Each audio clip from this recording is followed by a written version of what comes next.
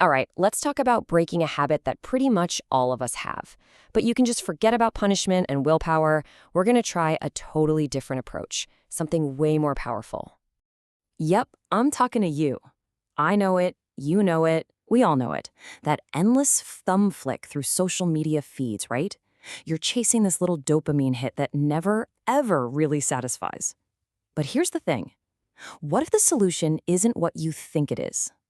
Look, I am not going to be the person who tells you to just stop. It's honestly terrible advice.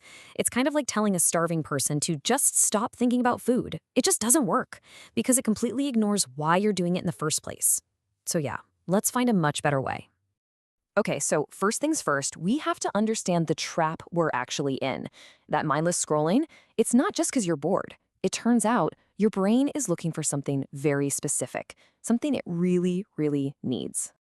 And this, right here, this is the absolute heart of the problem. Your brain is craving a flow state. You know that feeling, right? When you're so completely absorbed in something that time just seems to melt away. Well, scrolling is like a cheap knockoff of that. It promises real engagement, but all it delivers is this kind of numb feeling.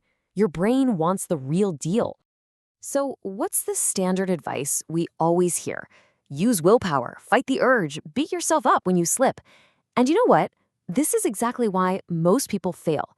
You can't fight something with nothing. You can't fight a craving with just an empty void. You've got to replace it. I mean, just think about the two approaches here. The old way is this miserable battle against yourself, right? It's all about deprivation, forcing yourself to do something you probably hate, like, I don't know, running. But the better way, it isn't a fight at all. It's an upgrade. It's all about replacing a bad habit with something you genuinely find joyful. And this is the core principle. It's so important. If your substitute for scrolling feels like a punishment, your brain is always going to default back to the easier, more instantly gratifying option, which is scrolling. The substitute can't be a chore. It has to be something you actually look forward to doing. So let's get to the solution. We're not trying to get rid of the idea of addiction itself. What we're trying to do is channel that same very human impulse for engagement towards something that builds you up instead of tearing you down. This is the key idea right here. Joyful substitution. See, it's not about stopping something.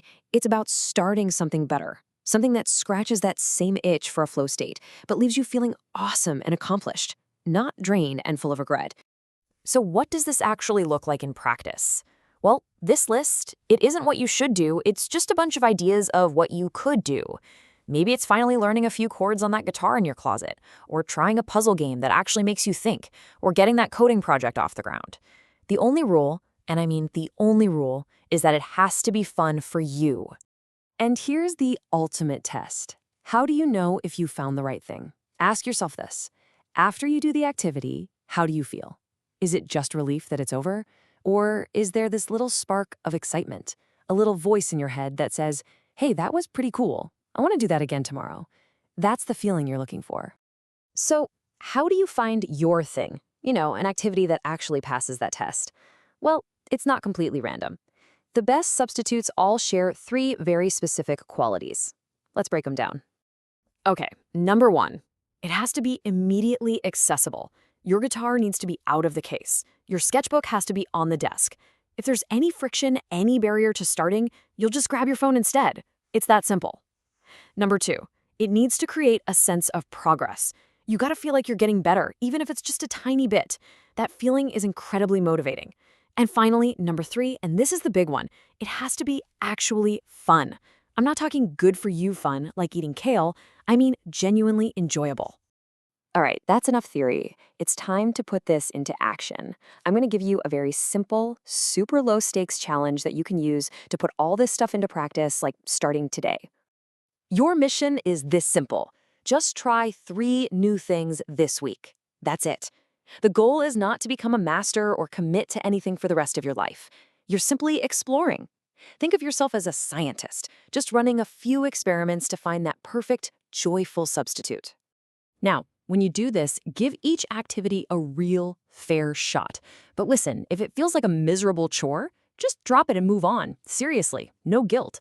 What you're looking for is that one activity where you suddenly look up at the clock and realize an hour just flew by. That's it. That's your flow state. That's your better addiction. So just remember, the most important part of all of this, you have to reframe the entire process. You are not taking something away from yourself. You are giving yourself a gift. You're upgrading your free time from something that drains you to something that actually builds you up. Let's end with this thought, right? We so often focus on the pain of giving something up. But what if the real journey, the real adventure, is about the joy of discovering something new? A passion, a skill, a whole state of mind that's just been waiting for you this whole time, just on the other side of that screen. What are you going to find?